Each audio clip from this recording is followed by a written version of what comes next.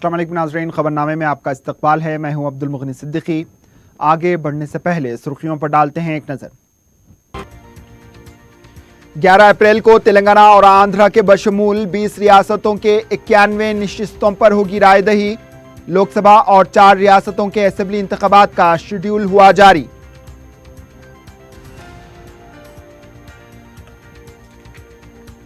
कांग्रेस के मजीद 2 अरकान का टीआरएस में शामिल होने का ऐलान। साबिक वजीर सबिता इंदिरा रेड्डी की केटीआर से मुलाकात।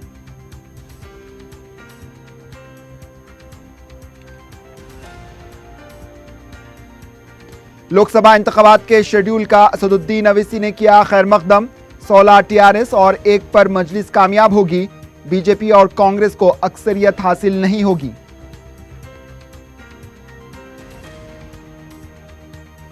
मकानदार और किराएदार के झगड़े में एसिड फेंकने का वाकया। किराएदार के फर्जंद की आंख जाए। पुलिस का खातियों के खिलाफ कार्रवाई करने से गुरेज।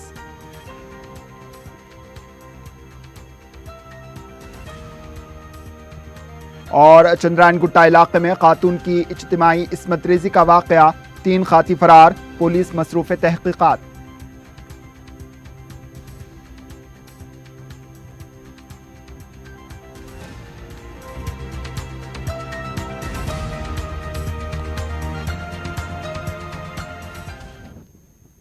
सुर्खियां आपने देखी। अब पेश है खबरों की तफसील। रियासत तेलंगाना के तमाम 17 पार्लिमानी हलकों में जुमेरात 11 अप्रैल को रायदही होगी।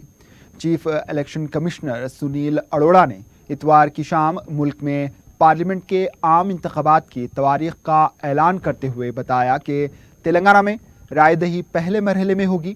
तेलंगाना के 17 पार्लिमानी हलकों के अलावा पड़ोसी रियासत आंध्र प्रदेश के 25 पार्लिमानी हलकों और रियासती असेंबली के 175 हलकों के लिए भी 11 अप्रैल को रायदही होगी। मुल्क के तमाम 543 हलकों के इंतखाबात 7 मरहलों में मुनक्किद होंगे।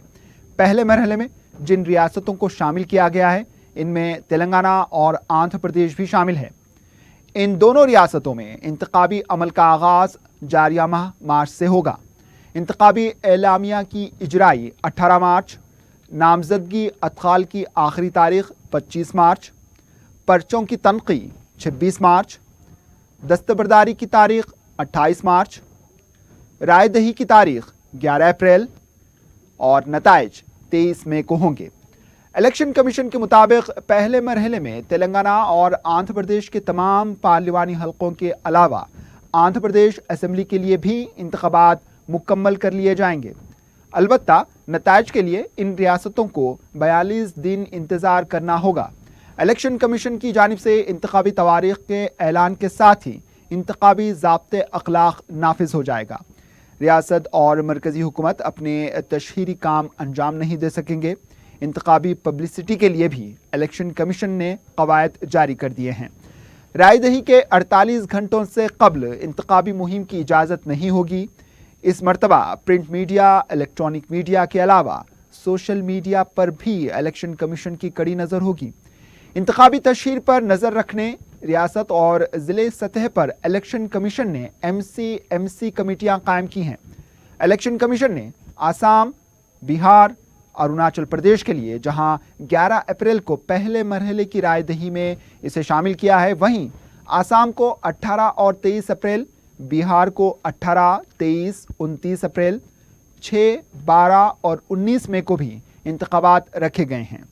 उत्तर प्रदेश और बिहार में 7 मरहलों पर रायदही होगी। दिल्ली में 23 अप्रैल को रायदही होगी। रायदही का पूरा अमल 19 मई को इख्तिताम को पहुंचेगा और 23 मई को नताइज जारी कर दिए जाएंगे। Before that, I would like to inform all of you that this time instead of 9 phases, we have 7 phases of election. Phase 1, date of issue of gazette notification. Notification होने के गजट नोटिफिकेशन होने का दिन 18/3/2019 Monday. Phase 1, last date of nomination, आखिरी तारीख nomination की 25/3/2019 Monday. Last date of nominations 25th March 2019 Monday. Date for scrutiny of nominations 26th March 2019 Tuesday. Last date for withdrawal of candidature 28th March Thursday. Date of poll first phase 11th April Thursday. Date of counting 23rd May 2019. Or date before election shall be completed 27th May 2019. रियासती electoral officer Rajat Kumar ने कहा है कि रियासत में ज़ाब्ते अखलाक का अमल नाफिज हो चुका है। मीडिया से बात करते हुए इन्होंने कहा है कि 18 मार्च को इंतखाबी एलामिया जारी होगा। पर्चे नामजदगी दाखिल करने वालों को सिर्फ 3 गाड़ियां ले जाने की इजाज़त होगी। इन्होंने बताया कि रियासत में 2,95,18,964 वोटर्स के लिए 34,663 पोलिंग मराकज़ कायम किए जाएंगे। रजत कुमार ने कहा है कि बैनर्स, खुलेआम तशहीर और पार्टी से ताल्लुक़ रखने वालों के फ़ोटो नहीं होनी चाहिए। सरकारी इश्तिहारात के अलावा वज़ीर आज़म और वज़ीर आला और वज़रा के फ़ोटो शाये ना करें। इन्होंने कहा है कि रायदही के लिए ईवीएम और वीवीपैट तैयार रखे गए हैं।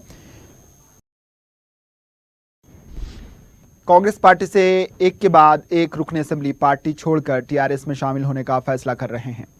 इलंदू की रुकन असम्बली हरिप्रिया नायक ने एक बयान जारी करते हुए कहा है कि वो कांग्रेस पार्टी से इस्तीफा देकर टीआरएस में शामिल हो रही हैं। इन्होंने कहा कि इनको वोट देकर कामयाब बनाने वाले और इनके हामी कायदीन के फैसले के मुताबिक इन्होंने पार्टी छोड़ने का फैसला किया। ज़राए के मुताबिक इतवार के दिन कांग्रेस की साबिक वजीर सबिता इंदिरा रेड्डी और उनके फर्जंद ने टीआरएस के कारगुजार सदर के तारक रामाराव से मुलाकात की है। बताया जा रहा है कि सबिता इंदिरा रेड्डी भी टीआरएस में शामिल होने का फैसला ले सकती हैं। ताहम इस सिलसिले में अब तक सबिता इंदिरा रेड्डी ने कोई बयान नहीं दिया है। जिले नलगुंडा के कांग्रेस के रुकन असम्बली सी लिंगैया ने ऐलान कर दिया है कि वो भी टीआरएस में शामिल हो रहे हैं। हफ्ते की रात एक बयान में इन्होंने कहा कि नलगुंडा की तरक्की केसीआर के जरिए ही मुमकिन है, इसलिए वो टीआरएस में शामिल हो रहे हैं। इतवार के दिन मीडिया से गैर रस्मी बातचीत करते हुए इन्होंने कहा कि एमएलसी इंतखाबात में कांग्रेस उम्मीदवार को सिर्फ 2 वोट ही मिलेंगे, एक उत्तम कुमार रेड्डी, दूसरा भट्टी विक्रमार्का का। इन्होंने कहा कि पीसीसी के रवैये की वजह से पार्टी के कई कायदीन नाराज हैं और कारकुन गांधी भवन में आने के लिए खौफ महसूस कर रहे हैं, क्योंकि पार्टी में कारकुनों की कोई इज्जत नहीं रही। एमएलए कोटे के तहत 5 कौंसिल की नशिस्तों के लिए 12 मार्च को रायदही होगी। इलेक्शन कमीशन ने असेंबली अहाते में रायदही के लिए तमाम इंतजाम किए हैं।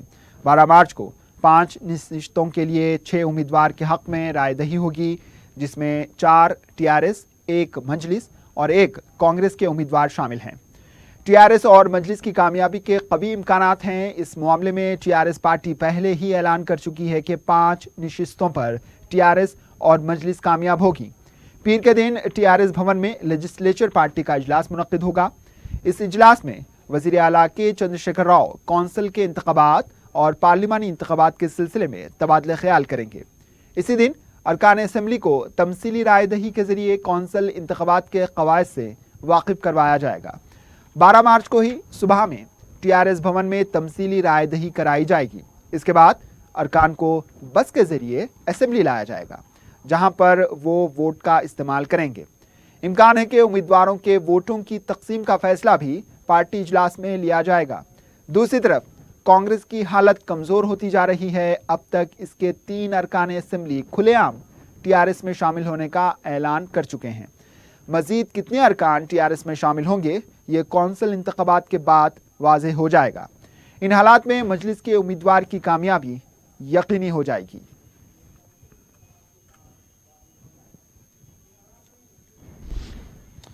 सदर मजलिस व रुकन पार्लियामेंट बैरिस्टर असदुद्दीन अवैसी ने तेलंगाना और आंध्र प्रदेश में 11 अप्रैल को पार्लिमानी इंतखाबात के लिए रायदही के ऐलान का खैर मकदम किया। मीडिया के नुमाइंदों से बात करते हुए इन्होंने कहा कि इलेक्शन कमीशन ने दोनों रियासतों आंध्र प्रदेश और तेलंगाना के साथ एकसा मौक़िफ़ इख्तियार किया है और ये अच्छी बात हुई है। इन्होंने कहा कि तेलंगाना की 17 नशिस्तों में 16 टीआरएस पार्टी और 1 पर मजलिस कामयाब होगी और बाकी के हिस्से में 0 आएगा। पड़ोसी रियासत आंध्र प्रदेश में जहां 25 पार्लिमानी हल्के हैं, इन्होंने 21 पर वाईएस जगन मोहन रेड्डी की कामयाबी का दावा किया।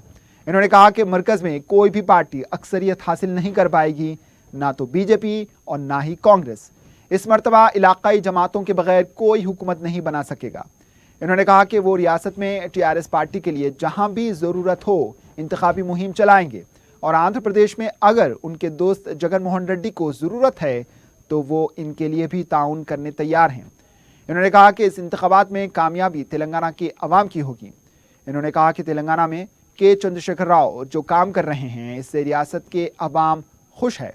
कौमी सतह पर इन्होंने कहा कि कश्मीर, शुमाल मशरक़ी रियासतें, सिक्योरिटी, किसान, नौजवानों के बेरोज़गारी ये ऐसे मौज़ूआत हैं जो इंतखाबात में ज़ेर बहस आएगी। Elections on 11th April. I'm very grateful to them, and it's very important that Andhra and Telangana will go into elections together. So this will be a very level playing field will be there for both the states. And also in the light of this data breach by Chandrababu Naidu, the data stealing case has come up. I think so this is very important that good decision has been taken. On 11th of April, polling would be held, and inshallah, I'm sure people of Telangana would give a 17-0 verdict, 16 for TRS, 1 for MIM, and in Andhra, the people of Andhra would bless Jagan, and he'll win more than 21 parliament seats. If and when my friend Jagan Mohan Reddy requires me to come and address or help, I'm there for him. But definitely in Telangana, I will, wherever I can go, whatever energy, whatever I have, I will definitely utilize it. My party is behind me, my party members are behind me. We will fully back to ensure that people of Telangana win, because winning 17-0 will be a huge victory for people of Telangana, wherein they will decide who forms the next government.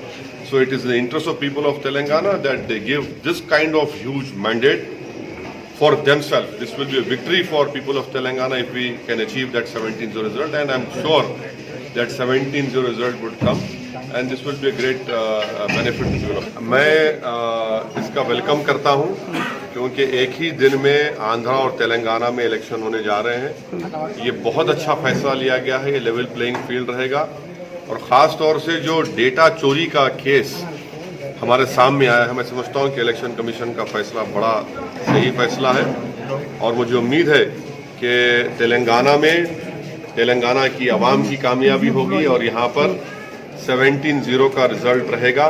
16 TRS seat जीतेगी, 1 MIM जीतेगी, और आंध्र प्रदेश में मेरे दोस्त जगन मोहन रेड्डी को 20 से 21 parliament seat पर कामयाबी हासिल करेंगे, और ये तेलंगाना की आवाम के लिए बहुत अच्छा है, आंध्रा की आवाम के लिए बहुत अच्छा रहेगा। आप क्यों मुझे माइनॉरिटीज हम तो पूरे तेलंगाना की आवाम से कहेंगे, हर तबके की आवाम से कहेंगे कि आपको तेलंगाना को हमको कामयाबी दिलाना है। ये तेलंगाना का इलेक्शन है और 17-0 का रिजल्ट आएगा तो केसीआर तेलंगाना के लिए बहुत कुछ कर रहे हैं और भी करेंगे, क्योंकि केसीआर जो कह रहे हैं, जो MIM भी तायद करे कि फेडरलिज्म का जो सही माने है, कई ऐसे चीजें हैं जो कंकरेंट लिस्ट में क्यों रहनी चाहिए, वो स्टेट में रहनी चाहिए और स्टेट को अख्तियार करना चाहिए कैसा उनके पैसों का इस्तेमाल हो।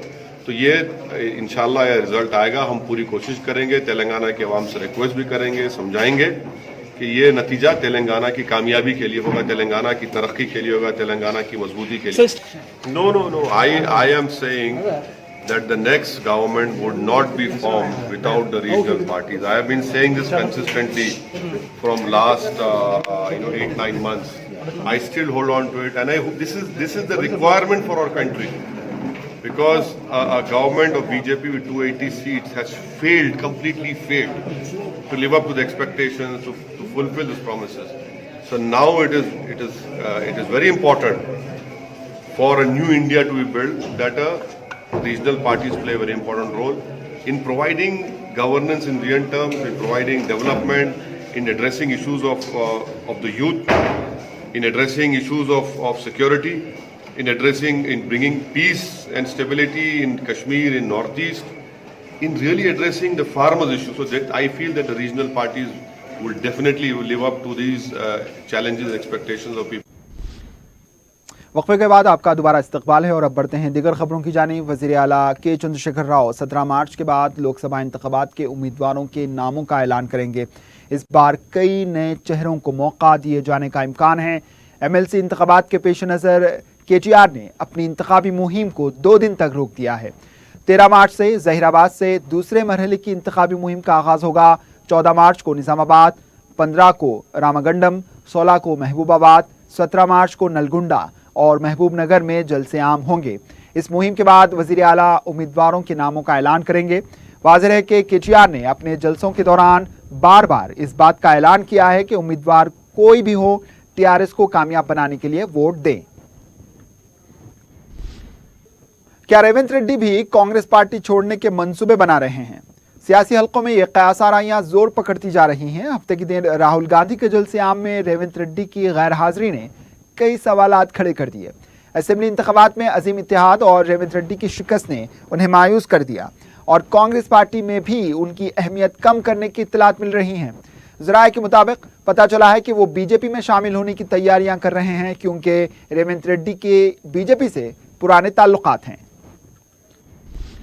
सदर मजलिस व रुकने पार्लियामेंट बैरिस्टर असदुद्दीन अवैसी ने नौजवानों पर जोर दिया कि वो इंतखाबात में अपने हक का पूरी तरीके से इस्तेमाल करें। नई नस्ल को तारीखी और तहजीबी विरासत से वाकिफ करवाने शुरू किए गए अपने लर्न प्रोजेक्ट के तहत वो नौबत पहाड़ के ऑडिटोरियम में नौजवानों से गुफ्तगू कर रहे थे। इन्होंने पार्लिमानी जमहूरियत की अहमियत पर जोर देते हुए कहा कि इस मुल्क में नौजवानों की अक्सरियत है और नौजवान ही इस मुल्क का मुस्तकबिल है। वो इंतखाबी अमल से दूर रहकर मुल्क के मुस्तकबिल को रोशन नहीं कर सकते, इसलिए वो न सिर्फ इंतखाबी अमल में सरगर्म अपना किरदार अदा करें बल्कि दीगर तबकात को भी इंतखाबी अमल का हिस्सा बनाने में मदद करें। इससे कबल इन्होंने तारीखी मुकामात चार मीनार, गोलकुंडा पर भी इस तरह के प्रोग्राम मुनक्किद किए थे। रियासत तेलंगाना में 5 साल से कम उम्र बच्चों को इतवार के दिन पोलियो की खुराक पिलाई गई। वज़ीर सेहत राजेंद्र ने नारसिंगी में सरकारी इकामती इदारे में मुनक्किदा प्रोग्राम में बच्चों को पोलियो की खुराक पिलाई। रियासत में पोलियो खुराक के मराकज़ के अलावा रेलवे स्टेशन, बस स्टेशन और पुरहुजूम इलाकों में भी मराकज़ कायम किए गए। हैदराबाद शहर में 4,85,965 बच्चों को खुराक पिलाने का निशाना रखा गया था। इसके लिए 2,644 मराकज़ कायम किए गए। 10,576 अमले की खिदमात हासिल की गईं। घर घर जाकर पोलियो की खुराक पिलाने के लिए 5,228 टीमें काम कर रही हैं। 13 मार्च तक पोलियो की खुराक पिलाई जाएगी। मजलिस के जनरल सेक्रेटरी व रुकने असम्बली अहमद पाशा कादरी ने रैन बाजार के इलाके कुरैश लाइन में कमसिन बच्चों को पल्स पोलियो की खुराक पिलाई। मुकामी अफराद ने सुबह के औकात से ही अपने बच्चों को पोलियो की खुराक पिलाने के लिए वो पहुंचे थे। हुकूमत की जानिब से पोलियो के खात्मे के लिए वक्फे से ये मुहिम चलाई जा रही है। इस मौके पर मुकामी रुकन बलदिया वाजिद अली खान के अलावा मुकामी मजलिसी लीडर्स भी मौजूद थे। वर्ल्ड ग्लूकोमा डे के मौके पर वज़ीर सेहत राजेंद्र ने सरोजनी देवी अस्पताल से शऊर बेदारी रैली को हरी झंडी दिखाई। इस मौके पर इन्होंने कहा कि तेलंगाना रियासत में कोई भी आँखों के अमराज से मुतासिर ना हो, इसी मकसद से कंटी वेलुगु प्रोग्राम रियासती हुकूमत कर रही है। इन्होंने कहा कि ग्लूकोमा से मुताल्लिक़ आवाम में शऊर बेदारी ज़रूरी है क्योंकि इस मर्ज़ से पैदा होने वाले मसाइल दीगर ममालिक के मुकाबले मुल्क में ज़्यादा हैं। इन्होंने कहा कि इस मर्ज़ के तदारुक के लिए रियासत में कड़े इक़दामात उठाए जाएंगे।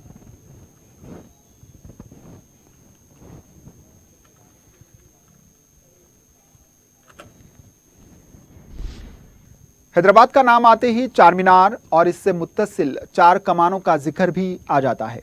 अजीम तर बल्दिया हैदराबाद ने जहां पैदल राहरू प्रोजेक्ट शुरू किया है, इसको खूबसूरत बनाने के लिए इन 4 कमानों की तज़ीन करने का भी फैसला किया था। चार मीनार की तामीर के बाद 1592 में 4 कमान की तामीर हुई। इसके बाद 1593 में मछली कमान, इसके बाद काली कमान और सहरे बातिल की कमान की तामीर हुई। लेकिन इसकी निगहदाश्त ना होने की वजह से इन कमानों की हालत इंतहाई इब्तर हो चुकी है और इन कमानों पर नाजायज़ कब्जे भी किए गए। करीब 2 साल पहले इन कमानों की अज़मत रफ्ता की बहाली के लिए 87 लाख रुपए के तखमीने के साथ बल्दिया ने काम का आगाज़ किया, लेकिन बाद में इस तखमीने पर नज़रसानी की गई। गुज़िश्ता 2 साल में 4 कमानों के कामों का तो आगाज़ हुआ, लेकिन सिर्फ 4 कमान का काम मुकम्मल हुआ, जबकि दीगर 3 कमानों की हालत में कोई ज्यादा सुधार नहीं आया। जबकि इस प्रोजेक्ट पर अब तक 15 करोड़ रुपए खर्च किए जा चुके हैं। मछली कमान, काली कमान और सहरे बातिल की कमान से पौधे भी निकल आए हैं और इन कमानों का कुछ हिस्सा गिर चुका है। इस सिलसिले में जब एडिशनल कमिश्नर मशरूफ फारूकी से बात की गई तो इन्होंने बताया कि इन कमानों की हालत मुख्तलिफ है। 3-4 माह में इनका काम मुकम्मल होना था, लेकिन माह रमज़ान और इलेक्शन की वजह से इसमें मज़ीद ताख़ीर हो सकती है। इन्होंने कहा कि माह रमज़ान के बाद 6 माह के अंदर 4 कमानों का काम मुकम्मल किया जाएगा।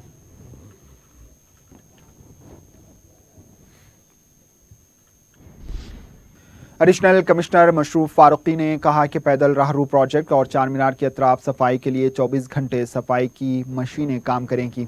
4TV से बात करते हुए इन्होंने कहा कि रमज़ान से कबल ये मशीनें काम करना शुरू कर देंगी। इन्होंने बताया कि सालार जंग म्यूजियम के पास हॉकर्स जोन कायम करने के लिए 200 करोड़ रुपये मंजूर किए गए हैं।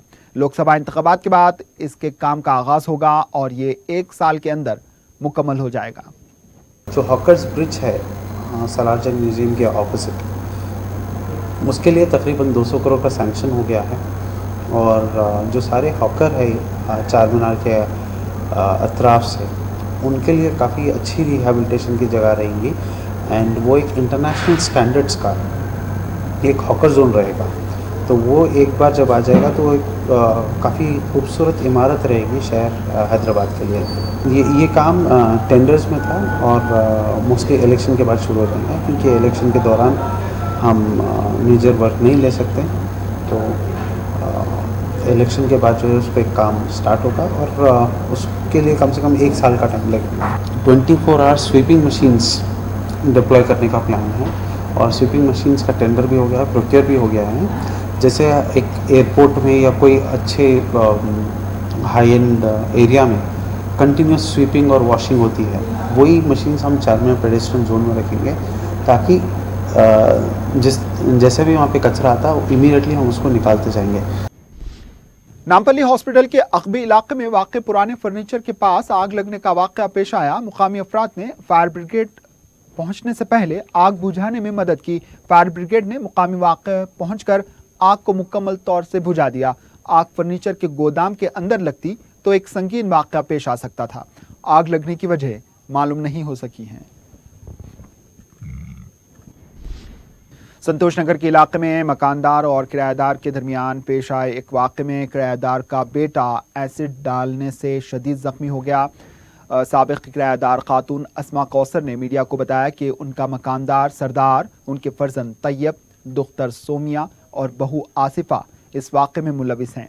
इन्होंने बताया कि मकानदार ने मकान के पास ज़्यादा गाड़ियां पार्क करने पर उन्हें तंग किया करता था, जिसकी वजह से इन्होंने मकान खाली कर दिया। लेकिन इसके बावजूद मकानदार सरदार ने अस्मा कौसर की तस्वीर के साथ अहानत आमेज़ अल्फाज लिखकर इसे इंस्टाग्राम पर अपलोड कर दिया और वो जब इस सिलसिले में अपने मकानदार से मिलने गई तो इन चारों ने उनके फर्जंद पर एसिड डाल दिया, जिसकी वजह से उनके बेटे की एक आंख ज़ाये होने के अलावा जिस्म के दूसरे हिस्से भी एसिड की जद में आ गए। इस सिलसिले में संतोष नगर पुलिस में एक केस दर्ज करवाया गया है, लेकिन ताहाल पुलिस ने काती अफराद को गिरफ्तार नहीं किया है।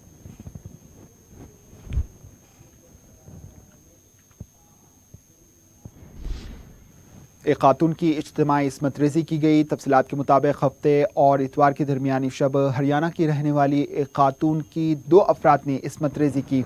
मुतासरा खातून 3 महीने कबल हरियाणा से शहर आई थी। दरअसल ये टोली 3 अफराद पर मुश्तमिल है, लेकिन 2 अफराद इस शर्मनाक वाक़े में मुलविस बताए जाते हैं। पुलिस ने इस सिलसिले में एक केस दर्ज करके फ़रार होने वाले आज़म और अमजद और उनके एक साथी की तलाश शुरू कर दी है। मस्कुरा इलाका चंद्रायन गुट्टा और पहाड़ी शरीफ पुलिस हुदूद में आता है, जिसकी वजह से दोनों स्टेशंस की पुलिस मुतहरिक हो गई है।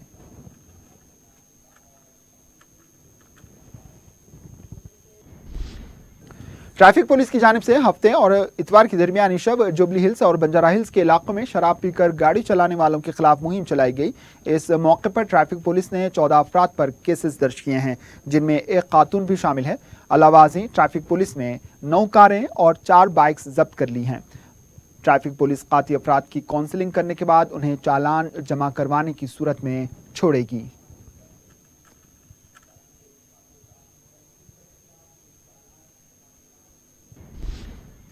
आखिर में सुर्खियों पर एक और नजर। 11 अप्रैल को तेलंगाना और आंध्र के बशमूल 20 रियासतों के 91 नशिस्तों पर होगी रायदही। लोकसभा और 4 रियासतों के असेंबली इंतखाबात का शेड्यूल हुआ जारी। कांग्रेस के मजीद 2 अरकान का टीआरएस में शामिल होने का ऐलान। साबिक वजीर सबिता इंदिरा रेड्डी की केटीआर से मुलाकात।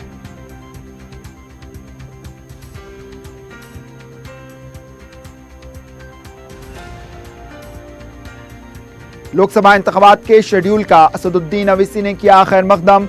16 टीआरएस और 1 पर मजलिस कामयाब होगी। बीजेपी और कांग्रेस को अक्सरियत हासिल नहीं होगी।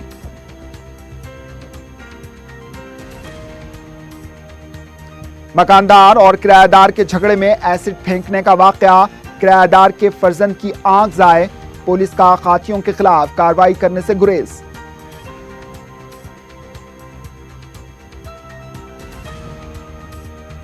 और चंद्रायन गुट्टा इलाके में खातून की इज्तिमाई इस्मत रेजी का वाकया।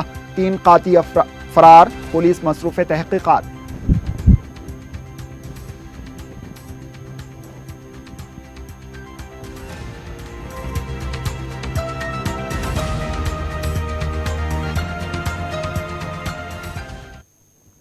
इसी के साथ खबरनामा इख्तिताम को पहुंचा। दीजिए इजाजत। अल्लाह हाफिज।